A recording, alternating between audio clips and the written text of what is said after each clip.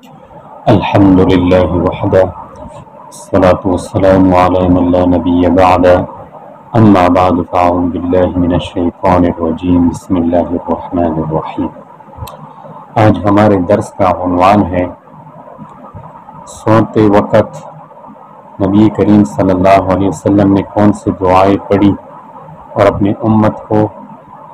کون کون سی دعائیں پڑھنے کی ترغیب دی ہے۔ اس کے متعلق چند احادیث مبارکہ پیش کریں گے۔ ترمذی شریف کی روایت ہے ان النبی صلی اللہ علیہ وسلم كان اذا اراد ان ينام وضع يده تحت رأسه ثم قال اللهم قني عذابك يوم تجمع عبادك او تبعث عبادك۔ حضرت حذیفہ رضی اللہ تعالیٰ عنہ فرماتے ہیں کہ نبی کریم صلی اللہ علیہ وسلم جب سونے کا ارادہ فرماتے یعنی سونے کے لیے لیٹتے تو اپنا ہاتھ اپنے سر کے نیچے رکھتے اور یہ دعا پڑھتے،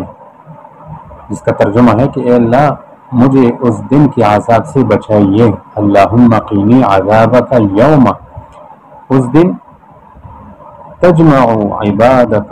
جب تو اپنے بندوں کو جمع کرے گا، او تبعث عبادک یا جب تو اپنے بندوں کو اٹھائے گا یعنی قیامت کے دن۔ تو یہ دعا ہے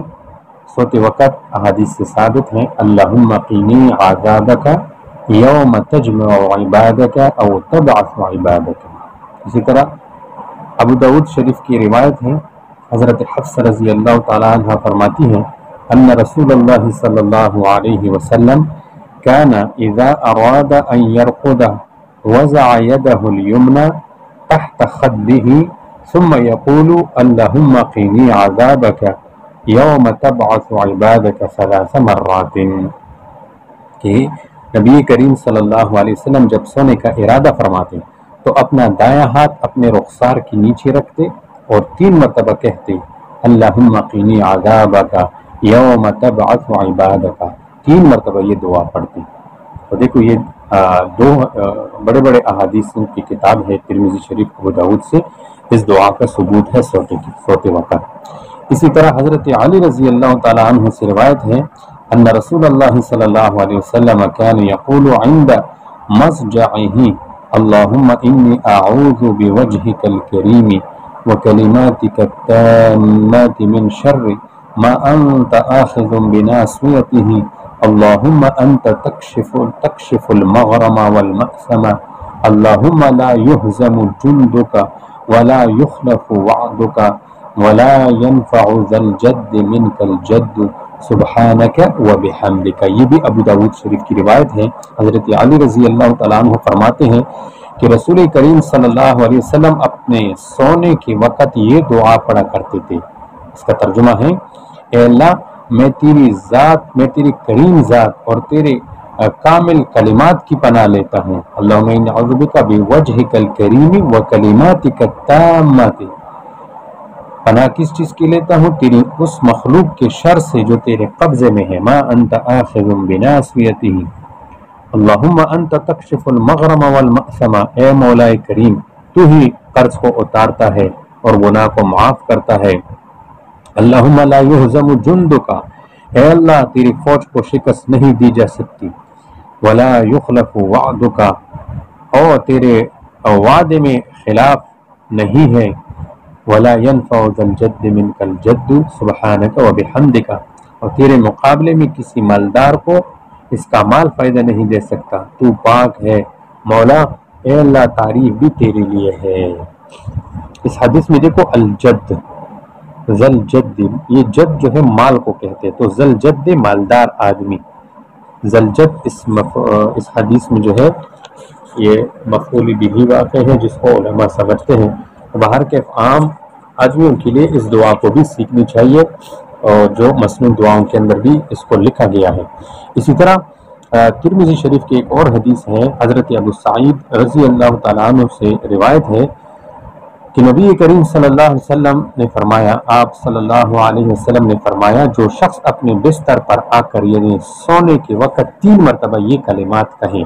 استغفر اللہ الذی لا الہ الا هو الحی القیوم واتوب الیہ، یہ کلمات جو شخص 3 مرتبہ کہے اللہ جل جلالہ اس کی گناہوں کو معاف کر دیں گے۔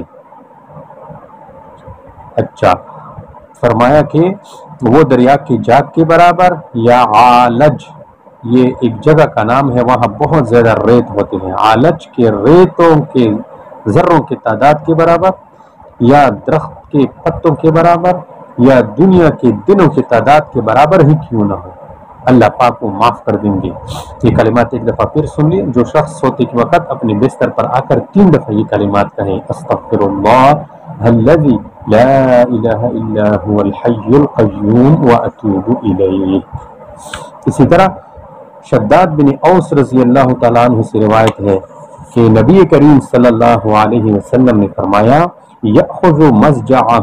یقرأ سورة من کتاب اللہ الا وکل اللہ به ملکا فلا یقربه شیء یؤذیہ حتی یہب متی ہبا۔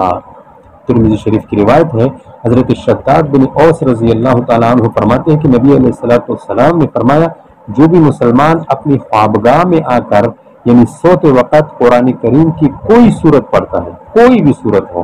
تو اللہ تعالیٰ اس کے ساتھ ایک فرشتہ متعین کرتا ہے اور اس فرشتے کو حکم دیتا ہے کہ ضرر پہنچانے والی چیزوں سے اس بندے کی حفاظت کی جائے۔ چنانچہ جب تک وہ جاگ نہیں جاتا، ضرر اور نقصان پہنچانے والی کوئی بھی چیز اس کے پاس پٹکتی بھی نہیں، چاہے وہ جب بھی جاگے۔ تو کوئی بھی صورت ہو، تعین نہیں ہے، لہٰذا قرآن کریم کی چھوٹی صورت مثلا صورت کوثر یا صورت اخلاص وغیرہ بھی یہ عظیم، اس کے پڑھنے سے بھی یہ عظیم فائدہ حاصل ہو سکتا ہے۔ یہ عجیب برکات اور بڑی نعمت ہے جو کم خرچ بالا نشین کے قسم سے ہے، ہر قسم کے پہرہ دار کا انتظام ہو گیا۔ اللہ تبارک و تعالی ہمیں اس پر عمل کرنے کی توفیق عطا فرمائے۔